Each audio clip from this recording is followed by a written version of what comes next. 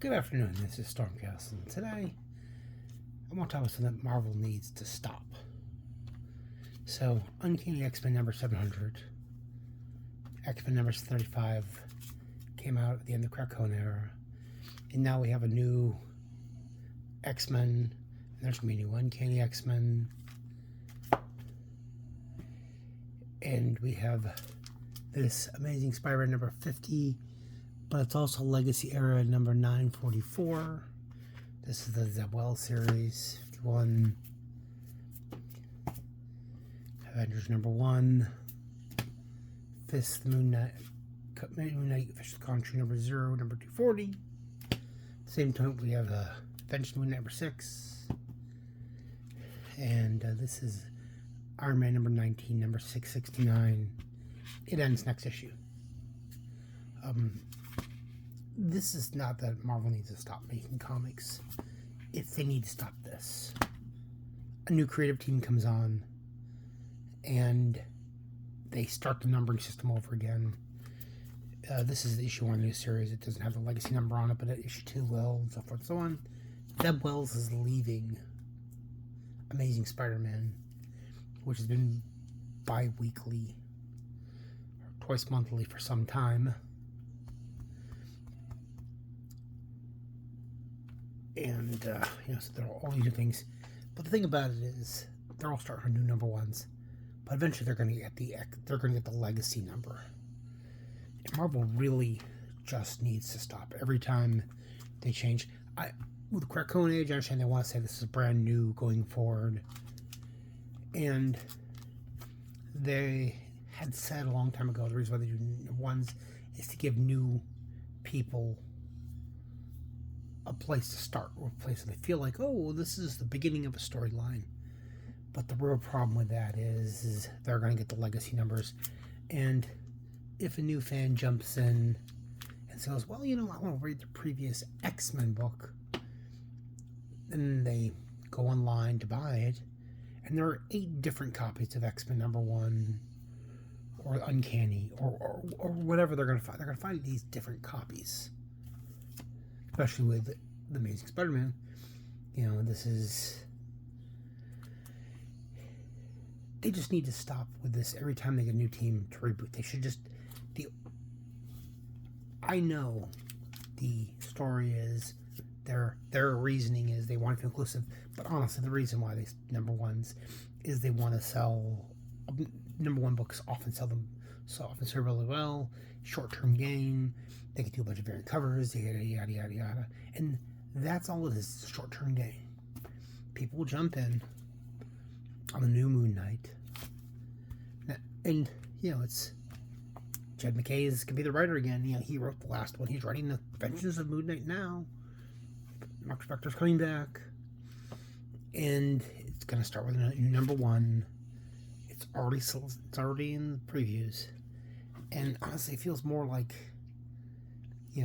it feels more like they just want to sell greed. Instead of selling a good, well-written story, we're getting 20 issues of this Invincible Iron Man. And then Krakoa is over. Oh, brand new. It doesn't feel like anything.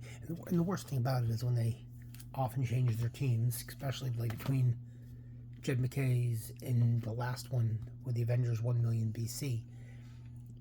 I knew that eventually I wasn't a big fan of the last storyline, and I knew eventually they're going to end it and a new team will come on. They'll start all over number 1s, and I can get in and like a new team. Not that I don't like who's on the new team. I always like seeing the Vision and Scarlet Witch on Avengers team. I feel like they're key members. It feels that it's all about making they're like, oh, this is issue number 50 of this book, so they put up this huge $10 monstrosity, but then they're going to get to the legacy number 950, and that's going to be like, oh, it's 950, so it's going to be another big book, and they're going to go to the next one, like, oh, 1,000, but in this case, this really is more like a cake and eating it too. They don't want to have the big deluxe book that they can sell. And honestly, back in the old days when the new creative team would come on, they would say, hey, this is our last month or we're leaving, and then the book would just continue on. Heck, with in classic Avengers storylines, when Roy Thomas left being the writer, Steve Englehart came on, it felt like a continuation. You felt like you had the same kind of tone, which lasted for such a long time, was good writing. And I honestly miss those days. I would rather be picking up Amazing Spider-Man number 950, whatever, there, instead of like, oh, well, we know Zeb Wells is gone, 58, so it'd be like Legacy number 953. They're gonna like, oh, well, Legacy 954, issue number 1, all the different covers, deluxe. It just, they need to stop. I haven't been feeling a lot of DC books over the last few years. I feel like they've moved way away from where I've been comfortable. But at least a lot of time is they're trying to keep these longer numbers.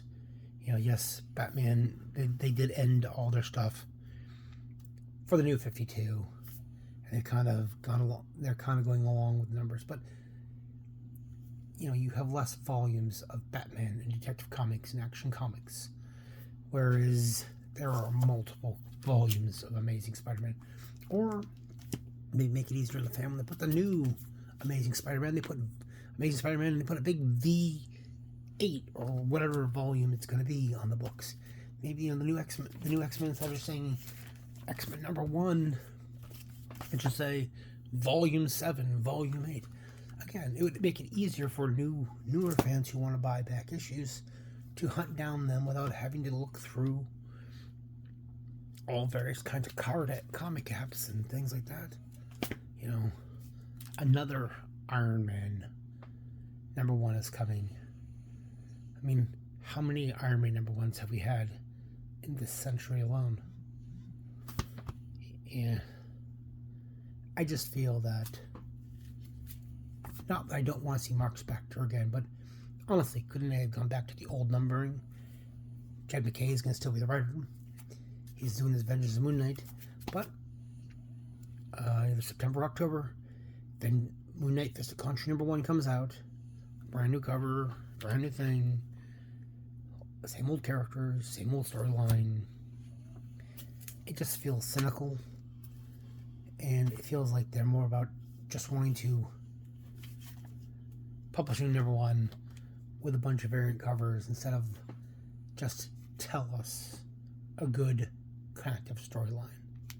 And often, the other thing is, you get a new team on, and it's complete, utter departure of what has come before so radically that they are like, oh, well, this is the brand new,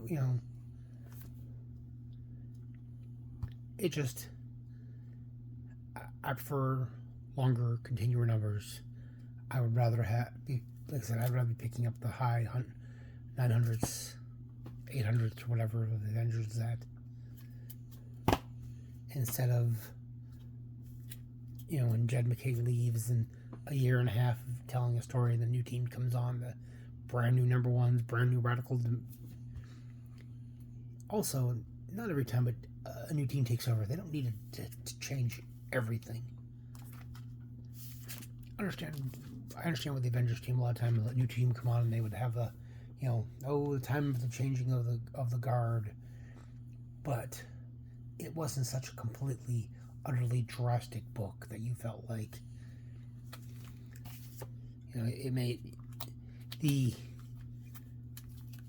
Avengers with the Avengers 1 million BC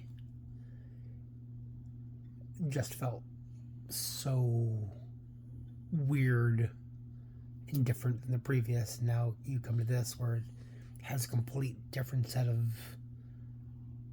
like, they could have been completely different teams with similar named characters.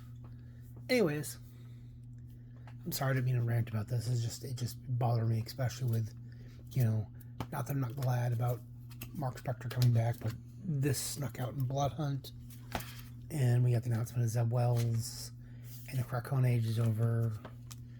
There's just about to be a bunch of change, and about to be a bunch of new number 1s, and they just need to stop. Anyways, like if you liked the video, comment what you thought about it, subscribe if you haven't subscribed, and share your. I would love to hear your thoughts on this. It would be interesting to hear others' takes. You know, not that I don't like new covers, and I have bought my share of variant covers and things, but you know, Steve Orlando has a new Scarlet Witch series, second of his thing, and it starts with a new #1 also. They could have just picked up the numbering. It's the same writer. It's the same plot. They just wanted the new #1. I'm tired of new #1s all the time. Anyways, Stormcastle saying, have a good one. Bye.